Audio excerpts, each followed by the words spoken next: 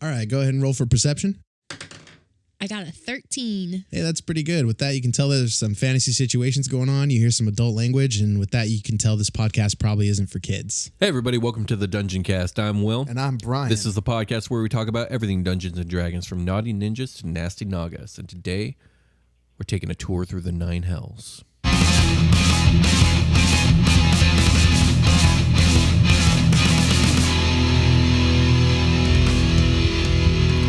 The Dungeoncast. All right, Brian. So there are 9 of them. There are 9 of them. Dear God, there are They're 9 all of them. their own separate kind of hell. Yeah, very much so. Very much so. So I want to start this one off by saying we've talked about this kind of. Yeah. We had but only kind of. Yeah, we had an episode talking about the devils and devil kind and who and what they are and what they do and why and all that stuff. Yeah. But now we're going to talk about their home plane of existence, the 9 hells, also known as Bayator. And I'm probably going to call it Bayator for the rest of the episode. The whole place is called. So instead of calling it the 9 hells, people call it Bayator. Yes. So Yes. like that kind of eliminates this like 9 layers thing when you call it Bayator. Well, it's called the 9 hells because there are 9 individual planes of existence that are tied together. Okay, so they're like the Olympic rings.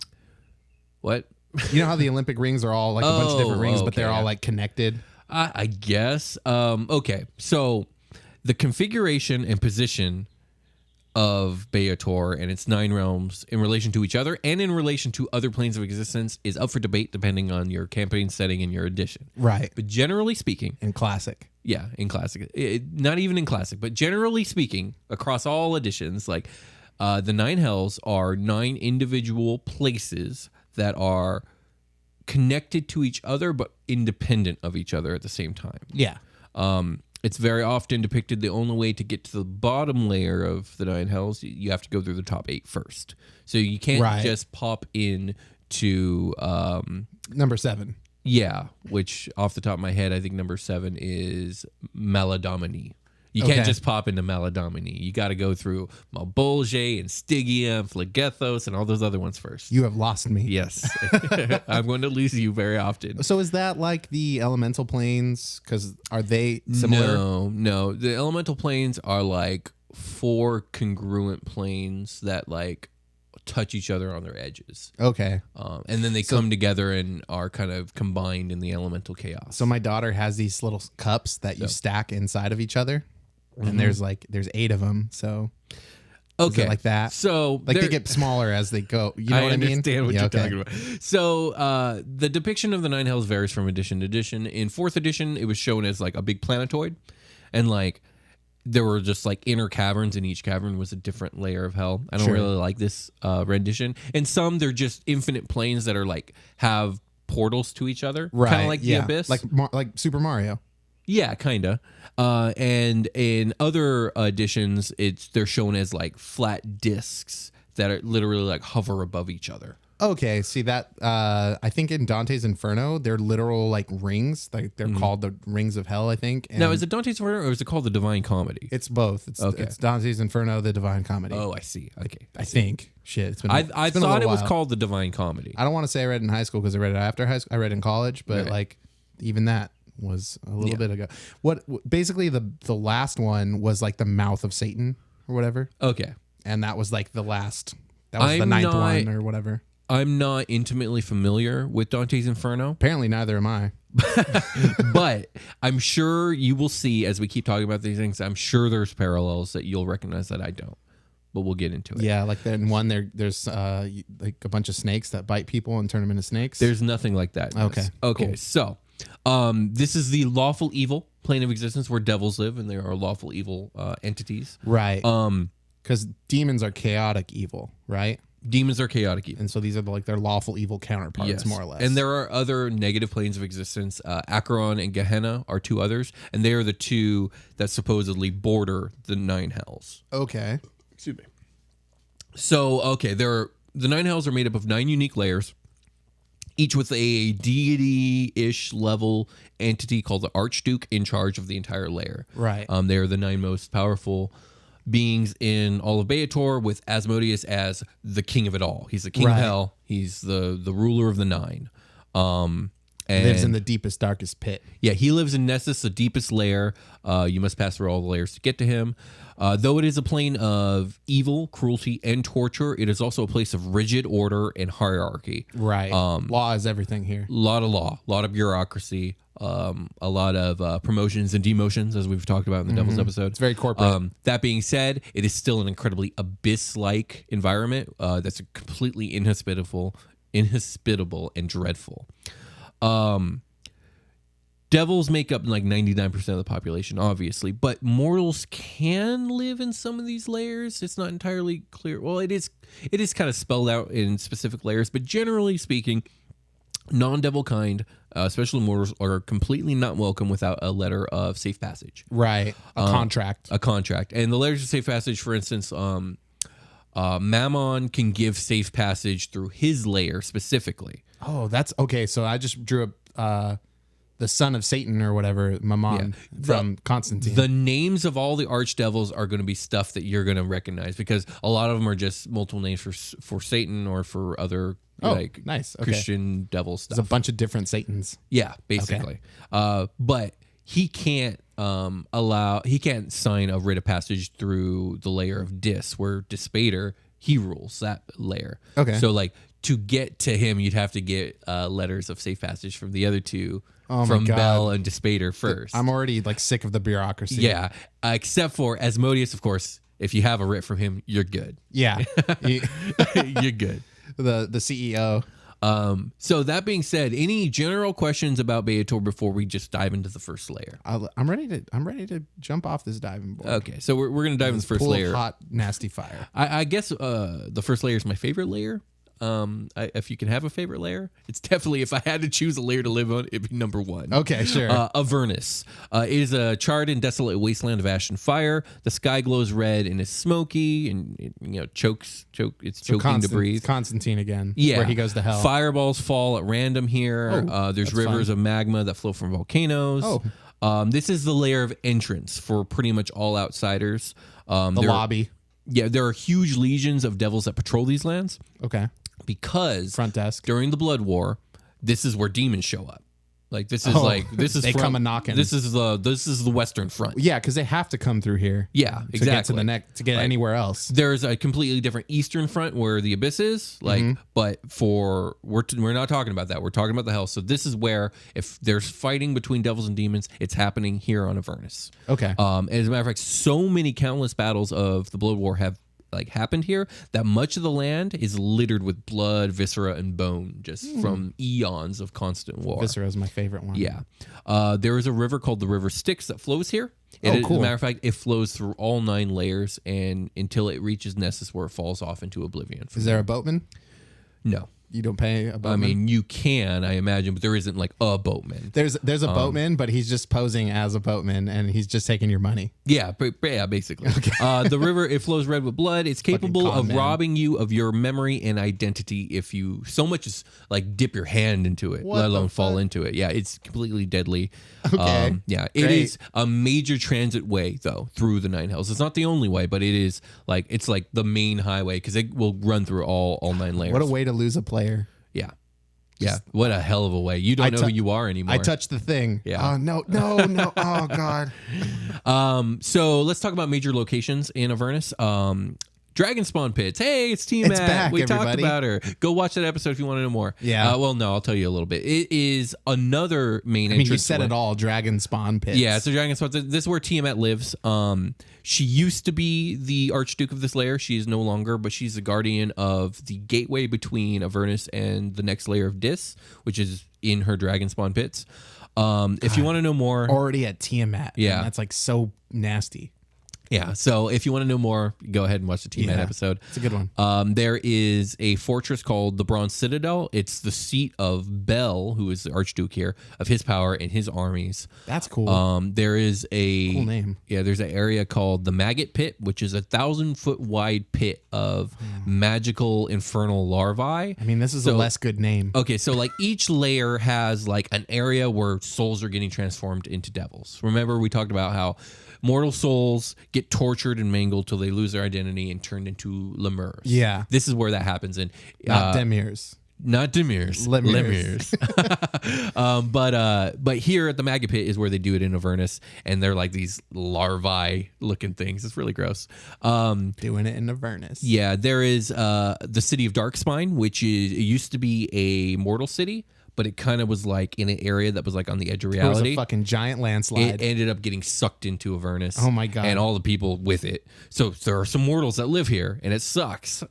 Well, like, okay, do you like live like what timeline would that be then? Like, I'm giving you what I'm giving you today is basically an amalgamation of lore from all kinds of different bits. It's like basically what I did was I read through Planescape, I read through Forgotten Realms, I read through Greyhawk Wikipedia, I read through the Fiend Folio of 3.5, I read through the Manual of the Planes in 4th edition.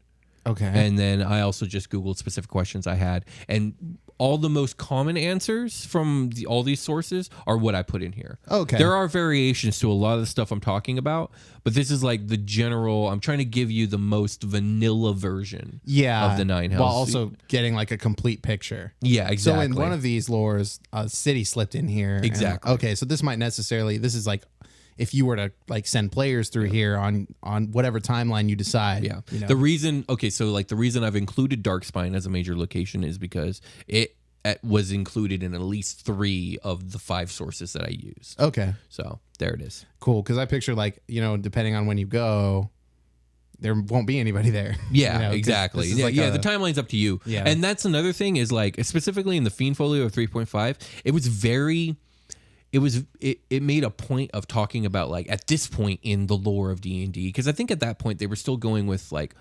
because the original classic D&D is set in Greyhawk, right? Yeah. So I think what they were going for is like, well, this is all part of the same storyline as all the way back from original D&D all the way up till now. So like now in 3.5, the timeline has come to this point. Right. Okay. So So- when 3.5 came out, that's when it happened. So by the time we're in 5e, they're probably all dead. But they've abandoned this because in 4th edition it moves from Greyhawk to its own original D&D setting, and Right. now we've moved to Forgotten Realms as the default. So like the timeline doesn't matter. yeah. So- It's available. It is available. Okay, let's move on. Yeah. So those are some general locations of Avernus. Let's talk about the Archduke. So Bell, he's the Archduke of Avernus. He's the only Archduke that is not a unique entity. He's actually just a really powerful pit fiend, which is like the highest level a devil Right. can get without turning to like dukedom.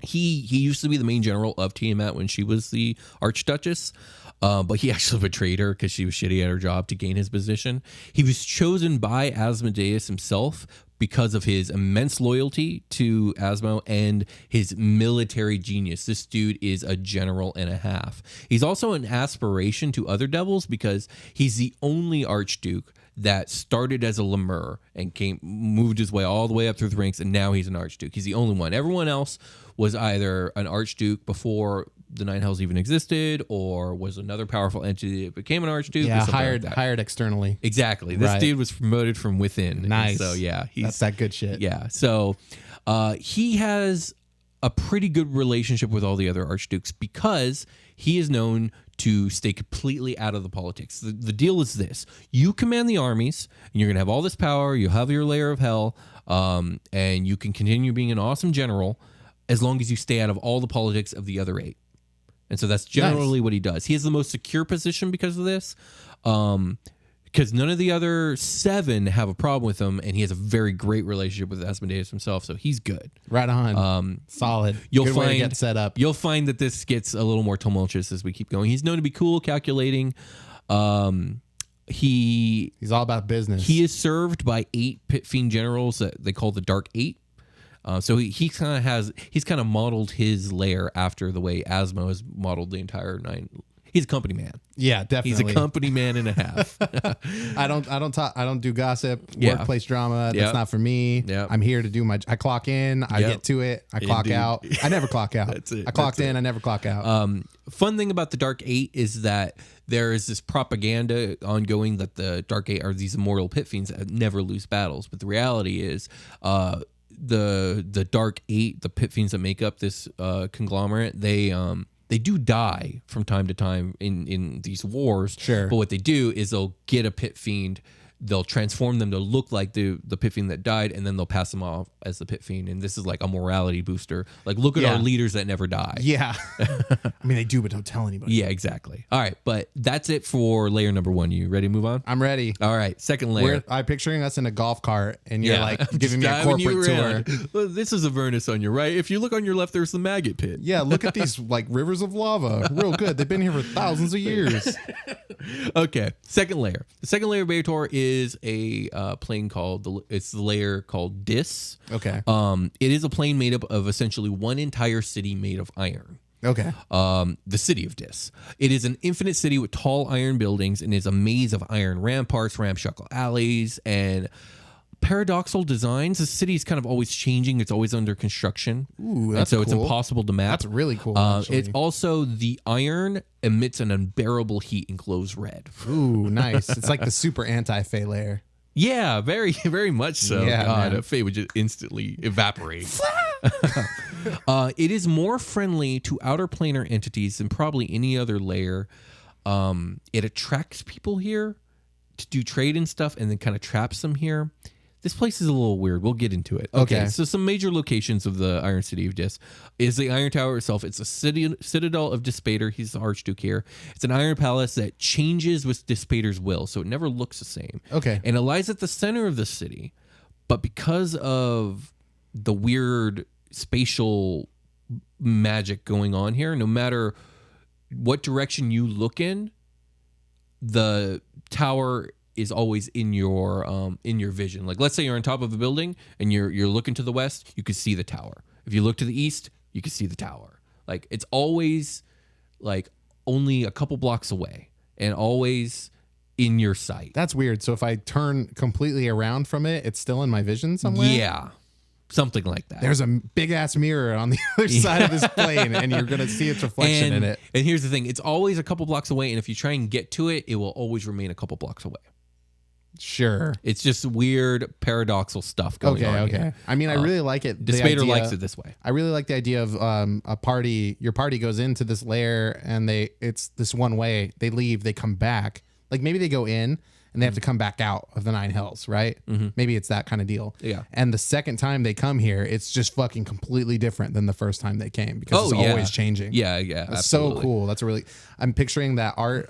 Is it a Picasso? It's from that era, a Freudian kind of era, where like there's all those stairs and they lead to like different like stairs somewhere else. Like I'm picturing Bugs Bunny like walking down a staircase at the bottom of the frame, and then like he comes out of a staircase that's like upside down at the top of the frame, and then he walks through like a hallway and it comes out of the middle of the frame somewhere. It's not quite on that level, but I know what you're talking about. Yeah. That's more of a Fae thing. Oh, okay. But there are some small similarities here. Okay, so there is a great prison here in this city called Mentiri. Now, this is a fucked up place. This is a place where they imprison mortals that are not of an evil alignment. And they also Mentiri has two separate wings, if you will. One wing is for mortals that are of not of an evil alignment. The other is for souls that have been captured that are not of an evil alignment. They do different things here. So they like to attract people here, including like paladins of good, and trap them here. And what they do is they put them in this prison because if they kill them, they can't claim the soul. Because the soul has to be wicked. If the soul is wicked, they can turn it into a lemur. But they can't turn these not wicked people into lemurs. So what they do make them watch training videos. No. They put all these people in an environment and they limit the resources. So they kind of create this environment that corrupts people. Yeah. And once a person is corrupted enough, they kill them. Right. And then they can capture the soul. So it's their version of corporate training videos. Pretty much. Okay. And for those souls that don't get corrupted, they keep those souls corralled in a different section of the prison for trading and for other things. So the whole is ransomed to good gods and stuff like that. That's cool. Yeah. So literally like Dark Souls, where you like your currency is souls. Oh, I don't know. I've never played Dark Souls. I think I'm sorry if I fucked that up. Yeah. Anyway, they have another thing. Again, this is why this place likes to attract mortals, called the Garden of Delights. Now, this is an illusory pleasure palace designed to corrupt souls. And okay, so basically, if you arrive at the Gardens of Delight, you'll be like swooned in by beautiful people. They'll feed you great food. They'll do all this stuff. And they will try and entice you into very sinful acts and debauchery and all this other craziness. Yeah. Until you're corrupted enough and you starve to death because all the food you're eating is illusory. Oh, cool. And then your soul's corrupted. You're a lemur now. So pretty quick, they're gonna have to get you on. Like they're gonna like make you like you come in with your friend. They feed you a bunch of food, and then like, hey, could you kill that guy you came in with real quick? Here's a knife. Right. Well, I mean, I think it was a little slower than that. Like they work their way up to it. Yeah. But I mean, like over days. Yeah. And they're like, yeah. hey, Exactly. kill your friend. Exactly. So they have when they bring people in, they have like a cold reader kind of person there who kind of like can figure out like, all right, these people are corruptible. These three, they're not corrupt. They're just good people. Oh, they're popping so divine sense. Let's just either kill them or take them to Mentiri where we'll imprison them. So yeah, that's the general gist of the layer of dis. Okay. They're not talking about how whack your clothes are or like the way you talk. It's not that. No. Oh, God damn it, dude. Okay, let's talk about the Archduke of the second layer of hell, Despater. He is also known as the Father of Strife. He's one of the oldest Archdukes. Father of Strife? Father of Strife. Each of these Archdukes kind of has a title. Yeah, totally. He's the Father of Strife. He's one of the oldest of the Archdukes. As a matter of fact, he's one of the three like OG Archdukes that like have been around since before hell. Sure. Him, Mephistopheles, and of course Asmodeus. They're part of the first 150 Pokemon. Sure. Yeah. They're Gen 1. Totally.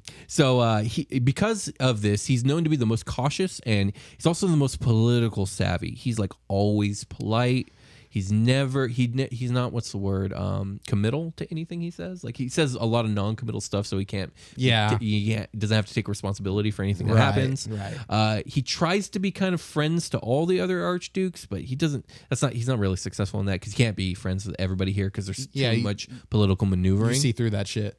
Yeah, he looks essentially like a handsome 7.5 foot tall human with small like horns on his head and cloven hooves.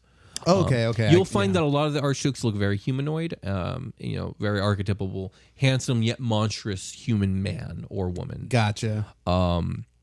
Dis is a major economical center of the nine because of the plethora of souls coming in. He's nice to mortals, or seemingly nice to mortals, so he has more souls coming in. And souls are a major... they're like Bitcoin. They're like Bitcoin, I guess. They're what's the word I'm looking for when the name of money? They're currency. Yeah. Souls are a currency here. And Bitcoin of this round. I think Despater is one of the richest, probably. Okay. And he uses that. There's other Archdukes that are indebted to him. He's got like an area dedicated for keeping souls. Sure. He has other Archdukes indebted to him, and we're going to talk about that later when we get to those Archdukes. One last thing I want to say before we take a short rest. Despater is known to never leave his Iron Tower, except for in one circumstance, because he can't be killed here, and he's paranoid about dying. Oh, right on. The one time he leaves is when he's demanded to by Asmodeus for a meeting of the Archdukes, which happens every couple centuries. Okay. With that being said, let's take a short rest. Let's do it.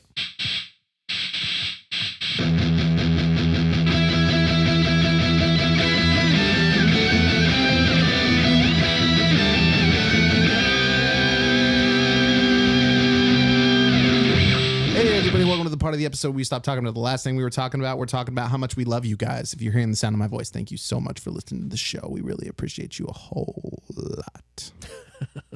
Indeed, we do. We really do. Indeed. So if you guys want to support us, please tell somebody about the show. However you want to go about that is up to you. I'm going to give you some options anyway, though. You can tell them about soundcloud.com/the Dungeoncast. You can tell them about our YouTube channel that you can just search the Dungeoncast, thanks to Josh Freeland, and find us. You can find us on Twitter and tweet about us or see the things that Will is tweeting out at the Dungeoncast. You can email us the Dungeoncast@gmail.com. Our Patreon is patreon.com/the Dungeoncast. Thank you to all our patrons. If you came in to Patreon since the previous episode, we're going to catch you on the next one and give you a shout out. I did want to mention that anybody who gets into Patreon is getting a shout out on the show. We're going to do better about like emailing people to let them know. I don't think everyone is aware of that.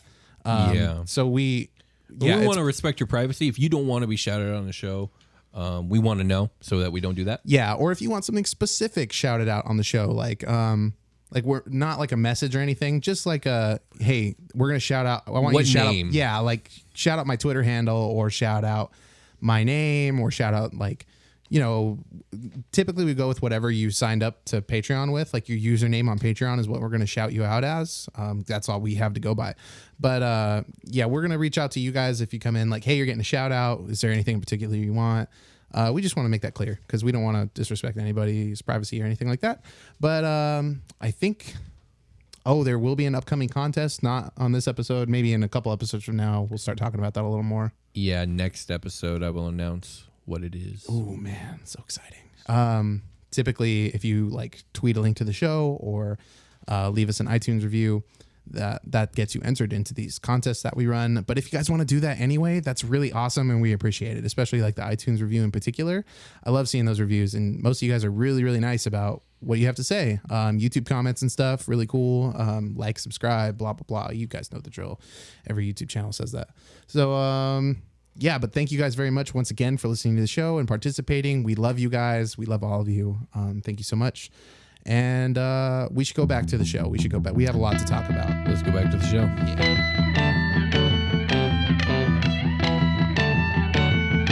Hell number 3. Indeed, we made it to the third layer, Brian. Oh, man. So let's talk about it. Still alive. Still alive. The third layer of Baator is known as the layer of Minoros. Or Minoros. It's like Minotaurs? like Minotaur, almost like. Oh, is it like that the Greek story where it's like the lair of the Minotaur? It's like a big fucking maze or whatever. No. No. But I mean, that's a good guess. All I can do is take shots in the dark, Will. Yeah, I know. I need you here to tell me. So Minoros is an endless bog of vile pollution and decaying bodies and rotting marsh. It's really gross. That's spooky. It is relentlessly drenched by acid rain. The water here is disease-ridden. There are also these pits in the bog filled with water, of course, that have brass chains and shackles, like secured to like stones underneath the marsh, and they lock mortals up here, like not to drown, but just to smell it, to die of exposure. So like they're called cells. These things are called cells, and they'll be shackled to like shallow, maybe thigh-high water. Just left out there to rot. Damn, nasty. You're going to get pruny real quick and all that nasty goop. And then they'll go collect the souls. Oh, man. Gross, dude. Yeah. Oh. This marsh is actually so nasty that there are mysterious things that live out here that even devils don't fuck with. That thing from Star Wars when they're trapped in the trash compactor. The trash compactor. Yeah, that's definitely there. It has a name, and I can't remember what it is. Shit, I don't know. Yeah, but it's not the Rancor. That's something else. That's another thing. That's probably there, too. It's one that swims. Anyway. Yeah, sure. So that's the general gist of like the environment of Minoros.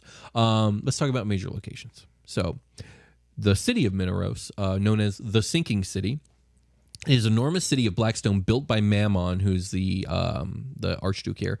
It is continuously sinking into the bog, so much so that like black ooze rises between the paving stones of the streets. Oh, cool. And the entire street seemed to buckle and shift, and it's just like this sinking monstrosity in the swamp that's only kept afloat through like the constant work of slaves that Mammon just keeping the city afloat. It's like those scenes where in cartoons where you have to like build the railroad as you are like on the train to keep it from like derailing. Yeah, it's a similar thing. Yeah. And in the middle of the city is Mammon's golden palace, which leans haphazardly because of the constant sinking. Like I said, only the endless work of countless slaves keep the city standing. There are people and like it's view like far away from it that are like taking pictures, holding it up and shit. Yeah, that's hilarious. So Mammon has the command of an immense number of chain devils. I think we talked about them in the Devil's episode. They're like they literally have these big old chains. Yeah. Right? Okay. They're all about chains. They're like jailers and torturers. They're like all about them chains. They are the bulk of the devil forces that are doing the torturing of souls into lemurs. And they have a city here called the Jangling Hitter. It's a city that is literally held up by massive chains that just go up into the sky. That sounds like a name of a dive bar, like that your D&D party Welcome walks to the into. Jangling Hitter. Yeah. So yeah, well, that's the name of the city, and it's populated mostly by chain devils that gather here with an immense number of souls. And remember I told you each layer kind of has this is where we turn souls into devils. Yeah, It's here at the Jangling Hitter. At this bar, you don't need a bartender because you can just like get some soup in a cup from down below and drink that. Right. Get wasted. I believe Mammon also has a huge number of souls, and I believe he has some other archdukes indebted to him too. Okay, we'll cool. get into that. There is also a huge fortress called the Labyrinth of Truths. It is a massive stone fortress where Mammon keeps countless documents, and he has a whole bureaucratic team keeping these things secret, safe, and organized. Maybe that's why the infrastructure of the rest of this place is going to shit, because this just sounds like they're dumping all their resources into this spot. Yeah. From meticulous like accountings of diabolical promotions and demotions, like across the nine hells, Oh my gosh. to like huge collections of dungeon and treasure maps. So that would imply that this demon lord or devil, sorry, I said the wrong thing. Yeah. This devil Archduke, this Archduke has spies across the nine hells. a lot of them do, and yes, he definitely does. Him, all of them, but Bell probably do, and even Bell probably does too. But Bell probably significantly less. If anything, it's just to keep an eye on, make sure no one's going to stab him in the back while he's busy. He's just got spies to keep eyes on spies. Basically. There we go. So yeah, those are three major locations here in Mineros. Let's talk about the Archduke. Mammon, the Archduke of Mineros, is also known as the King of Greed. He's like a giant serpent with like a humanoid body. Okay. Covered in spines. Giant serpent with a humanoid body. He's kind of like a Gorgon. Okay, looking, yeah, like yeah. Medusa, where she like giant snake body but humanoid torso. Oh, okay, so a centaur. Yeah, I guess a snake, serpentar. Snaketar. Yeah. Oh, okay, we went two different places with that. Okay. Let's continue. Anyways, We can't have the long centaur talk like we did a couple episodes ago. No, he's noted as one of the least trustworthy of the archdukes because of his duplicity. Okay. He basically will like smile in your face and talk shit behind your back. He's also known for shameless fawning over Asmodeus. He's one of the few archdukes that Asmodeus has wrapped around his finger. Nice, okay. Some so- Harvey Dent vibe going on there. Sure. He's incredibly greedy and lustful, as his title would imply, and the only reason he is still in power is because of his favor with Asmodeus and his incredibly shitty location that's really hard to like invade. Okay. It's hard for other archdukes to take over when you have a giant fucking swamp in your way. Yeah, So when you can't even like walk down the street without sliding. yeah. So any questions about Mammon, about Mineros, about the swamp? No? It's gross. All right, The moving whole on. thing is gross. Moving on to a much more cliche layer. Going to the fourth layer of Beator, Phlegethos. It is a fiery wasteland with active volcanoes, gouting fires, and burning sand. The sky here It's my favorite kind of sand. I know. The sky here is a starless black void, and it rains fire here. Some major locations in Phlegethos. Every every fireball spell that misses actually just like teleports to this place and just like Sure. One of the things about the fire in this place, it is actively malicious. And because devils are immune to fire, if there's something here that isn't a devil and immune to fire, fire will be attracted to that entity okay. to burn them. Yeah. Well, yes. Okay. Of course. Why not? So they have a huge magma lake called the Lake of Fire here. It's an enormous lake of burning pitch and refuse with like gouting geysers of fire and whatnot. And it is... Okay, so it's got two uses. The number one use, it is actually used to punish and torture disobedient devils because despite their immunity to fire, this fire specifically burns those with immunity to fire worse. It is still very hot. Yeah, it's still very hot. So what they'll do is they'll like get the disobedient devil into like a cage and hang it over a gout of fire and leave them there for a few years. Ooh, a few years. Nice. Yeah, so Good. there that is. There's also this weird cultural thing where like devils, to kind of show how tough they are, will like get into a cage and they'll like bribe the guards of the Lake of Fire to like take them out after a certain amount of time. But there's a double-edged sword here is other devils can bribe those same guards to leave them in there for a couple more years. Okay, I So- thought you were going to be like, to show their strength, they got to go down there and like, I dare you to drink some. No, they just say, put me in a cage, I can take it kind of deal. do it. Yeah, so it's really weird and stupid. Watch me live in this cage. Yeah, and and the other major location here is a city called, it's hard to pronounce, but I think it's called Ambermock. Ambermock. Yeah, and it is a city with like lava for streets, and it's got like kind of like these islands, and it's all surrounded by lava.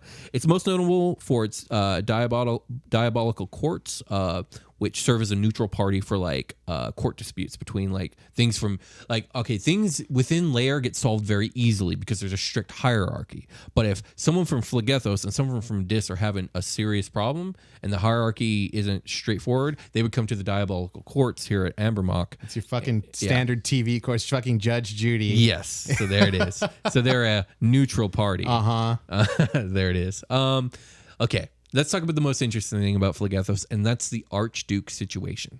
Because there is an Archduchess. Okay. But her name is Lady Fiona. She's really cool.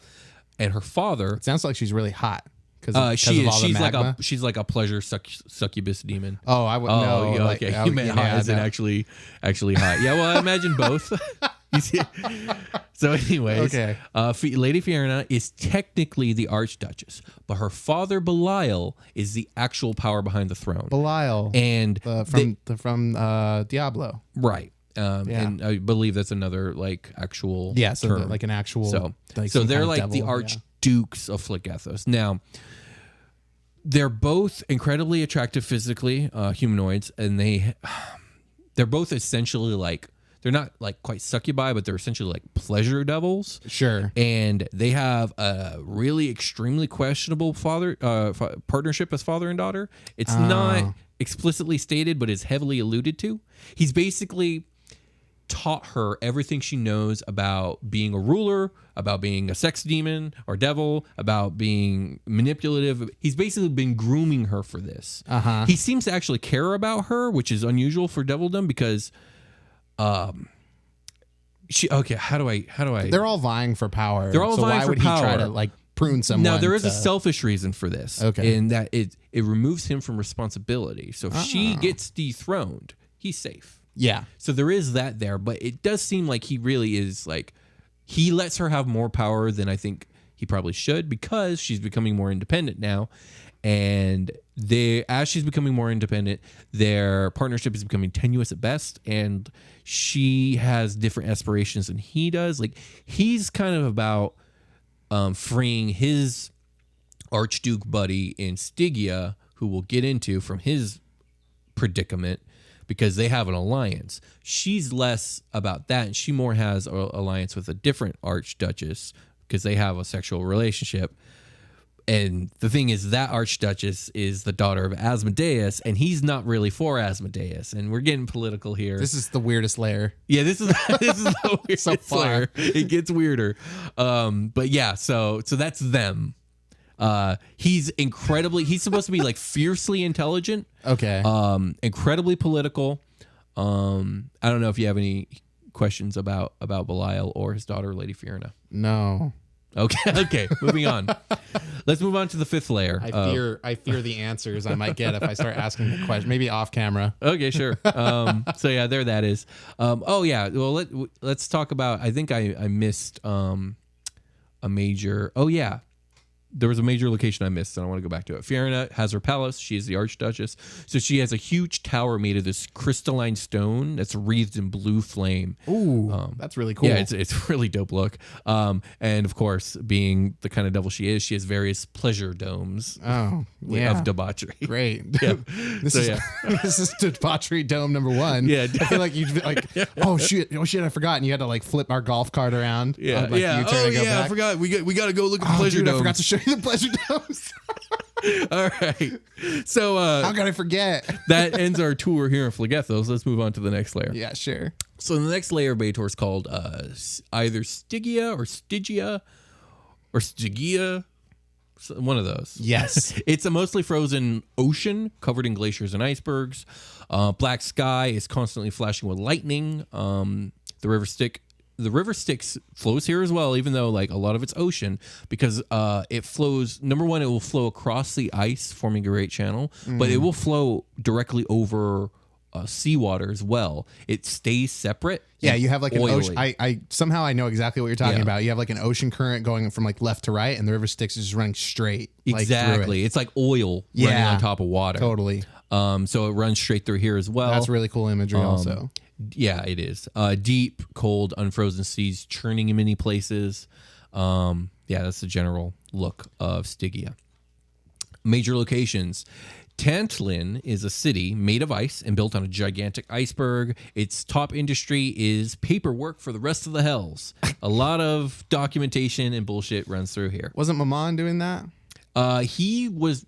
So Mammon is more gathering information and keeping it for himself. Of like dealings and using it. I'm sure he sells information. He's like an information broker. He's human resources for the Nine Hells. I guess so. Well, this is more like, I guess, the accounting department of the Nine Hells. Sure. And then the second major location is the Tome of La Vistas. La Vistas is the Archduke of this lair. The Tome of La Vistas is actually being released by Wizards of the Coast. And, or not Tomb. The Tomb. Sorry, of never La mind. Vistas. My joke, it was ruined. Yeah, you're welcome. Okay. It's a drifting iceberg that actually has the Archduke himself imprisoned in it. And we'll get into that in a minute, because now let's talk about the Archduke. Okay. So La Vistas is the Archduke of Stygia. He is a humanoid-looking devil that's trapped in a drifting iceberg. He was imprisoned there for eternity by Asmodeus for murdering Asmodeus' wife. It's actually a really fucked up story. He tries to seduce and rape Asmodeus' wife. She says, fuck nah, I'm married to the king, so he kills her. So Asmodeus imprisons him for life and robs him of his archdukedom. But later on, after the next Archduke gets deposed again, he reinstates him but keeps him in the iceberg.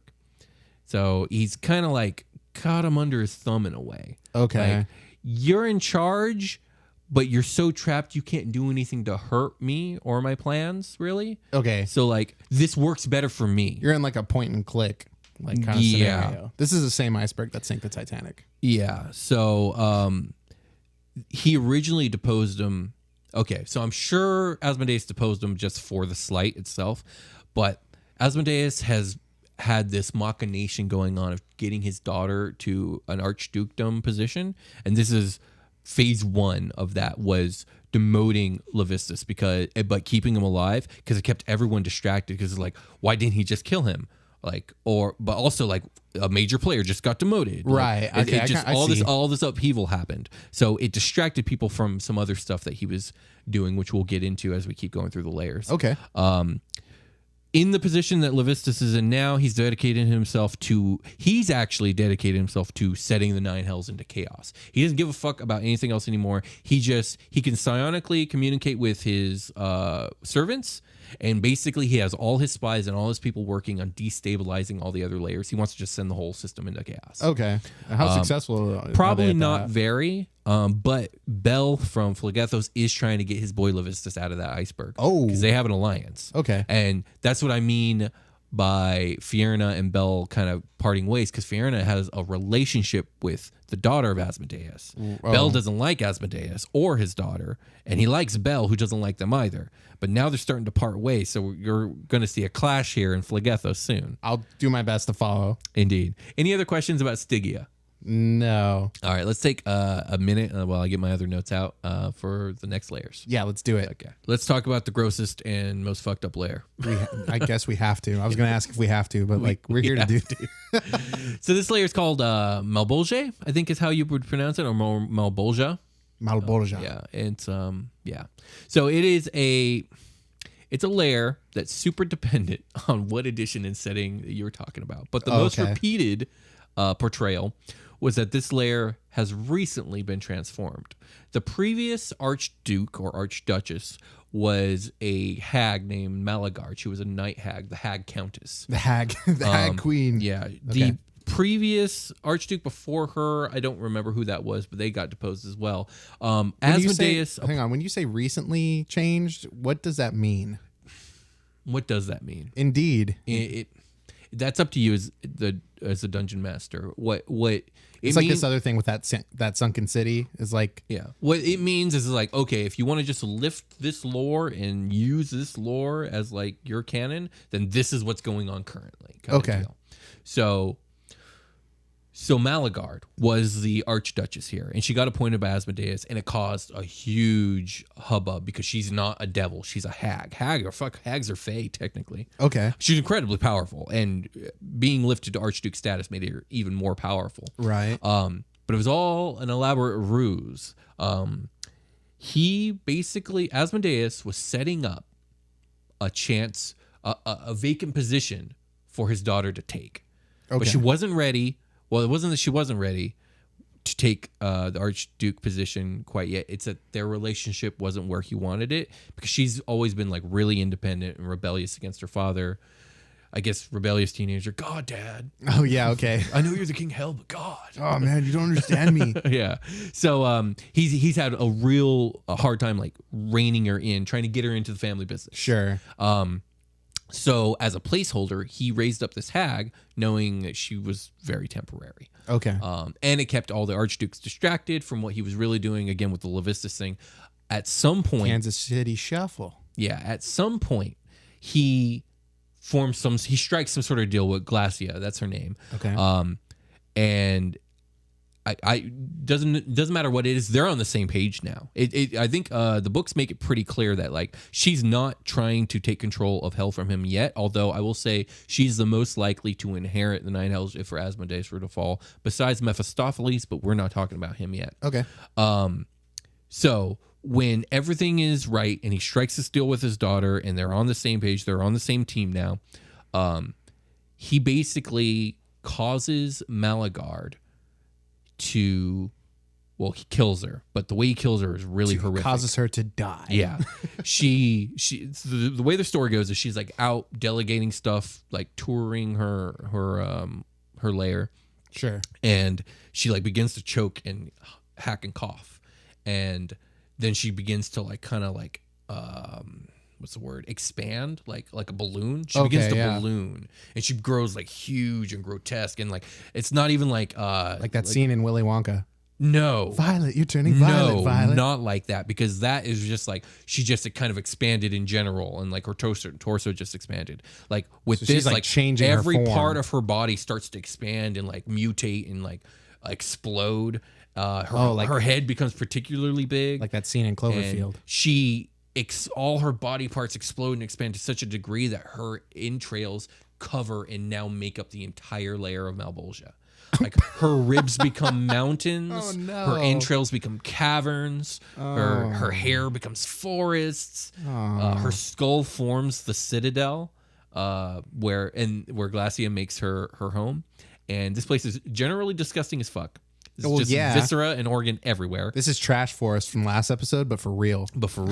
And it supposedly, after this explosion happens, Glacia comes floating in on like a golden, what do they call it? Where like the servants carry like a king on a palin. Palantar? Is that what it's called? Palace something. Palanquin. Yes, that is it. Palanquin. So she comes floating in on this flying palanquin with her like servants carrying her. I think it is that it? Yeah, palanquin, whatever. One of those. That thing. It's made of gold, and she's like luxuriously laying on it. By the way, she's like a beautiful looking, like succubi looking devil. Okay, and she's like, I'm the new Archduchess now, like writ from Asmo. Sup, fools? Yeah, basically, and she takes over the place. Cool. So yeah, my new lair was the last guy. This place is disgusting, and dying here, actually, the lair will absorb your organic material into itself. It's really gross. Delicious. Let's talk about some major locations here in Malbolgia. Ossia, the fortress, is made of Malik Guard's giant skull. Fun fact, it can shoot giant fire lasers from its eye sockets. That's an ongoing theme. It's just like fire raining down upon this place. I mean, yeah. Welcome to hell. But basically, Glacia can aim fire cannons from its eyeballs, which is fucking really dope. She's like up in the nasal cavity, like on like a console with handles, like firing like cannons. You know those what's it called? Like Galaga. Yeah, it's got like two triggers. Yeah, I know, like an arcade shooter. Yeah, absolutely. There are other locations. There are huge lakes made of bile all throughout this layer, and the bile is used to make various poisons and whatnot are sold and traded. There's the Tower of Pain, which so when Malik Guard exploded and died all over the layer, the bones from one of her hands formed like these huge like bony structures like towers, and Glacia transformed the first finger into a tower called the Tower of Pain. It's where they hold professional wrestling matches, and you have to like win to climb it. Yeah, it's a general torture tower is what it is. And she's working on the other finger. She's going to have like 5 towers of bone. That'll be something one day, maybe. Who John knows? Cena is the wrestler at the top of the tower. Yeah.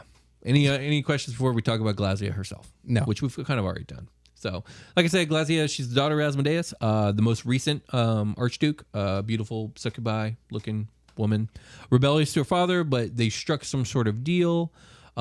She has a special relationship with the devils called the Araignes. Okay. We talked about them in the devil episode. That's ringing a bell. They're not succubi, but they're like very beautiful, statuesque, like warrior women. They do use seduction as well, but like they're more known for their warlikeness. Sure. And so she's just got a whole bunch of, and they're powerful. They're like high level devils, and she's got a bunch of them in her lair. She's notably exceptionally cruel, arrogant, and cunning. And she's like a direct. She's her father's daughter. She's very much like Asmodeus. Nice. Which is why I put her as the most likely to succeed, because the other guy who's likely to succeed, he's got some issues, which we'll get into. Right. But- so it's not. So this is basically like a lower level Asmo clone. Kinda. She's definitely her own person, but I attribute that more to her being young than anything, because I feel like the way she is now is... So you mean like immature? Yeah, she's a little bit more immature she's more immature than Asmodeus. And there are stories of Asmodeus when he's younger, and I feel like it's a direct reflection of the way Glazia is now. Okay, cool. Yeah. I would venture to say, this isn't stated, but I would venture to say the rift that was between Glazia and Asmodeus probably had to do with her mom dying and being killed and the way that was handled. Yeah, but that's just my homebrew take. Sure. But anyways, let's move on. We're done with that layer unless you have any questions. No, I'm also done with that layer. Okay. 7th layer. The second grossest layer of Beator, called Maladomini. Wait, which one is grosser? Or Maladomini. Which one is grosser than I this? think Malbolge is grosser, but Maladomini is a close second. Okay. Or Domini, Maladomini. Gotcha. That sounds more hellish. Maladomini. Anyways, it's a layer of decay and rot. Okay, so this layer is a little weird because it's a layer. Yeah, we have decay and rot. Yeah, but this is a very specific kind of thing. So this layer is covered in city ruins. The rivers are filled with sludge and pollution. The forests are all dying and being like just deforested at a crazy rate. The mines are all like being strip mined, and there's pollution in the air. The idea of this layer is that industry has poisoned this land, although that only makes sense to a certain extent, because if it's a layer of hell, it should have been hellish in the first place. Yeah. But the way it's portrayed, it's as if this was a nice place that has now been ruined by industry. It's a chunk of the material plane that's just been ripped from the material plane. Now it's here, and we gotta fuck it up. Yeah, basically. And That's basically Brian's homebrew, the everybody. way, yeah, and I like that interpretation. The Archduke here, he perpetuates this environment because he is constantly building and destroying cities within his lair, and he will not rest until they are perfect. And he will literally he'll build a city, it'll be like 99% perfect, he'll see one small imperfection, tear it down, we're starting over. He's got like this weird obsessive compulsive disorder. Sure. The first thing he always builds is a casino. Yeah, sure. So because of that, they're constantly strip mining and causing pollution and all this other stuff. That's why the layer is the way it is. Okay. So this is like Captain Planet would come here to like fuck shit up. Yeah, pretty much. Okay. Yeah. Yeah. So major locations here in Maladomini. There is a city called Malik Guard, which is interesting because that's the same name as the hag. And I know I didn't get this wrong in my notes. I'm going to have to look this up. Correct me if I'm wrong, commenters, but there's a city in Maladomini called Malik Guard, and it has a palace called the Palace of Filth. This city is decrepit. It is falling apart. The citizens are actually subject to like the supernatural sloth. Where they're kind of giving up and hoping on hope, and they're just kind of despairing. Oh, okay. Like the like seven sin kind of sloth, not like a big sloth. Yeah, exactly. It's like really slowly like taking its sharp claw and like poking you with it. Okay. So it's hard for me. I'm coming. It's You know really, it's coming. it's really hard for me. Sorry. No, it's fine. It's Oh really my hard for me to God. talk about the city and the slothfulness without going into the Archduke. So let's just go into the Archduke and then we'll come back to the locations. So the Archduke of He's a big sloth. No, the Archduke of Maladomini his name is Beelzebul, and he is the Lord of Flies. He used to be one of Asmodeus's favorites. Okay. Until he attempted a coup to take over. Oh, shit. But he was thwarted by Mephistopheles. We'll talk more about that when we get to the next layer. But in return for his betrayal, Asmodeus turned him into a giant slug monstrosity.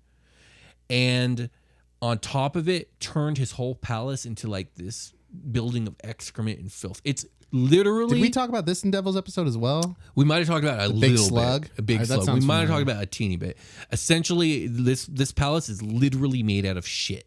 I mean, like literally made out of shit. And it is at the Feces. center of this city, and it's constantly falling apart. Well, And yeah. he, as this giant slug monster, he's all slothful, and it's just a depressingly disgusting place. Yeah. Yes. That being said, there's other locations in this layer that are nothing like this, and let's talk about them. The first, let's talk about the Carnival Eternal, Okay. which is like this giant debaucherous city where devils are rewarded. If you turn in X amount of souls, You get carnival time. You get a day in Carnival land.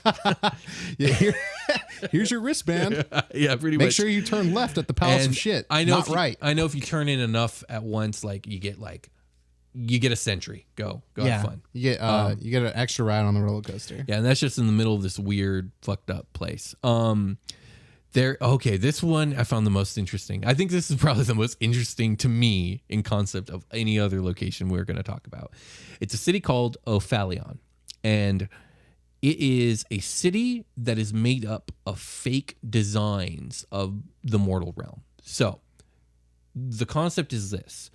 Lemurs used to be mortals, but they don't remember their lives and they no longer have those personalities. They're essentially different people. They don't remember what it's like to be mortal. So in order to have better effect when it comes to going to the world of mortals and corrupting souls, they need to understand their prey. So devils come here to study. And what is done here is like they'll take like a kingdom from the mortal world and they'll make a living model of it here. Oh, and shit. the devils will like have to interact with it and like try and learn to blend in. And it's like a whole school learning how to infiltrate So mortal here's kind. here's where they're watching training videos. Exactly. This is where that's done here in Ophalion. And I just thought that Okay. was fascinating. I was like, what the fuck? See, mortals don't like it when you steal their stuff. So Yeah. make sure that you keep your hands to yourself.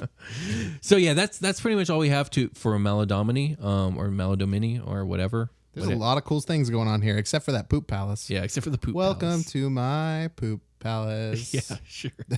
No need to go to the bathroom here. We don't have bathrooms in the poop palace. It Okay. is the bathroom. Let's move on. Yeah, okay. Okay. Next, let's talk about the 8th layer of Baator. It's called Cania. Canyon. No, Cania. Cania. Or your Cania, whatever. Cania. Cania. Can of something. Yeah. Anyways, it's an unimaginable cold wasteland that freezes living things to death within minutes.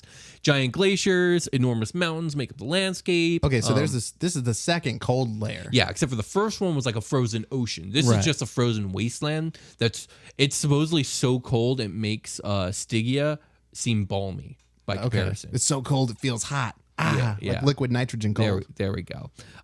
So the thing, okay, let's pause it for a moment because I should have said this at the beginning. Baator, the creation myth behind it, there's two conflicting things. One, it said that Asmodeus chose this place. It was a place the gods made and then abandoned. Okay. And so it was basically empty. Like, damn, we fucked this up. How did we fuck this up so bad? We have to go somewhere else and start over. The other theory is that Asmodeus, not theory, but the other creation mythos is that Asmodeus made the place himself. Now, according to all the evidence that I found in my research, it seems like it was already here because there's a lot of ruins of cities. Yeah, okay. Okay. That being said, this place was chosen by Mephistopheles because of all the ancient city ruins that lie beneath the ice. Okay, cool. So that's going to come into play in a little bit. As a matter of fact, it's probably going to come into play in just like a few seconds. So one of the major locations here is the School of Hellfire. It's a tower made of green steel where the Archduke has wizards working 24/7 on this mysterious magic called Hellfire, which he discovered from the ruins beneath the ice. And he's running experiments on this stuff all day. This is Mephistopheles' like pyramid scheme to take over the Nine Hells. And we'll get into that in a minute. So far, I'm loving it. Yeah. That's really cool. Also, there's the capital called Mephistar, which is the citadel of Mephistopheles. It's completely made of ice. There's really nothing else you need to know. It, I think it guards the portal to Nessus, the next... it's like the nasty version of the Fortress of Solitude, Superman. Sure. Yeah. So let's talk about Mephistopheles, the Archduke of Stygia. He's also called the Lord of No Mercy. He is... He's like he looks like a really big, handsome humanoid, but it's also monstrous, has like huge devil wings and horns and cloven hooves and all that jazz. He is second in power only to Asmodeus himself. He's one of the 3 of the Archdukes that are like OG pre-Nine Hells. It's Asmo, him, and Despater. Yeah. He is incredibly cunning, incredibly charming. He's erudite, like intelligent. He's polite. Very much like Asmodeus, but he has another problem though. He has serious anger problems and difficulty containing them. Like he will be this cunning, charming, erudite individual, and then fly into a crazy rage where he starts destroying stuff and tearing at his own skin. He's just like he's crazy. He's crazy. And yeah. But essentially, besides the anger problems, he's like a diet Asmodeus. He's Asmodeus light. He's like just light. Shy of being sugar-free Asmo. Yeah, pretty much. Okay, cool. And his relationship with Asmodeus is really interesting. It's like a Vegeta Goku dynamic. Okay. Because you're speaking my language. Right. I know I am. Mephistopheles is very open that his whole plan is to overthrow Asmodeus and take over. Very open about it. Doesn't give a fuck. Asmodeus knows this. At the same time, he's relatively loyal to Asmodeus. Like, he'll do what he says, no problem. He respects Asmodeus, like, by a huge amount. He was the reason Beelzebul's rebellion was stopped. Okay. Because Mephistopheles was like, no, you're not going to do this. Like, that's my job. That's my rebellion. I'm going to stop you now, kind of deal. Wait your turn, like, no one gets to kill you, Kakarot, but me. Yeah. That's basically what's happening Cool. here.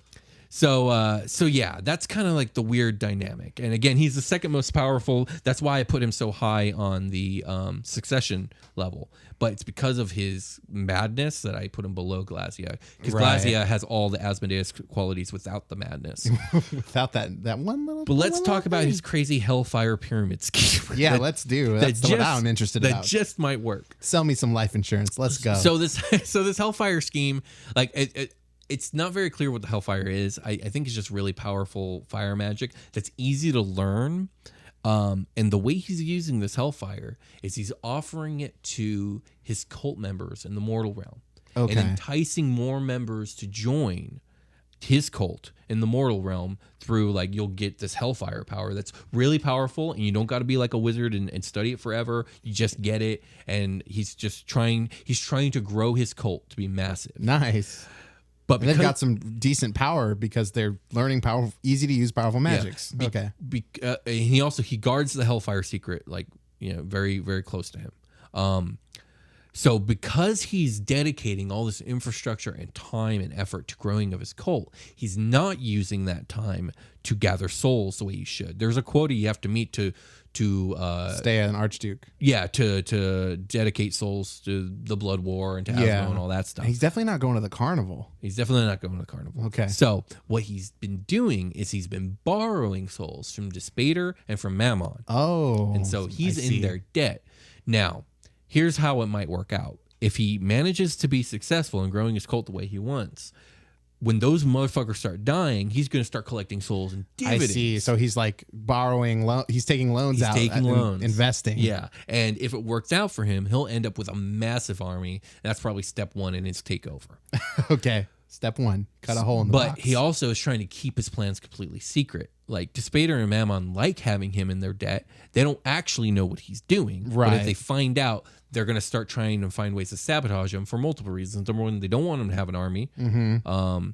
Of those two, Mammon is actually a really big Asmo fan, so that guy wouldn't like that idea. Right. And then on top of it, like, having Mephistopheles in your debt is great. Plus, if he's deep enough in debt, and can't meet his soul quota, he can get deposed, and then you could become the new Archduke of Cania. Right. So like putting him in this position, like if you wanted to one day, you could just come to collect, right? This is a huge gamble that Right. Mephistopheles is taking. But yeah, so that's Mephistopheles. That's the 8th layer of Bayit Canion. And we're not going to talk about the 9th layer here today because this episode... Oh, just kidding. I knew. Yeah, sorry, folks. We're not going to talk about Nessus, and here's why. Number one, this episode is too long. Yeah. Number two? We've been going for a minute. Mm-hmm. Number two, Asmodeus will be getting his own episode. I just figured if we're going to talk about Asmodeus in his own episode, we're going to talk all about Nessus and how that works too. Yeah. And also, like, if I were to follow the same format about tackling Nessus, it means I would be talking about Asmodeus, and there's so much to talk about that I rather just put it all into one episode. Yeah, I think it definitely is better as its own episode. Yeah. So sorry guys for we should have told you at the beginning this is technically entrapment. But sorry guys, but you got the first 8 layers and all the Archdukes and all that stuff. Yeah. And I imagine we'll be revisiting each Archduke because there is more to them than that. We'll probably what we'll probably do, and this isn't a promise because I'm not for sure yet, but we'll probably do like a Deities and Demigons episode where we take 2 Archdukes and put them together in a single episode. Okay. And do one, do a short rest, do the other. oh yeah, I like that. I like that. Yeah, I think we'll do something like that in the future. Okay. But with that being said, unless you have any more questions, I think we can call it a game. No, I think question time is done. All Let's right. call it a game. Let's call it a game. We'll talk to you guys later. Bye.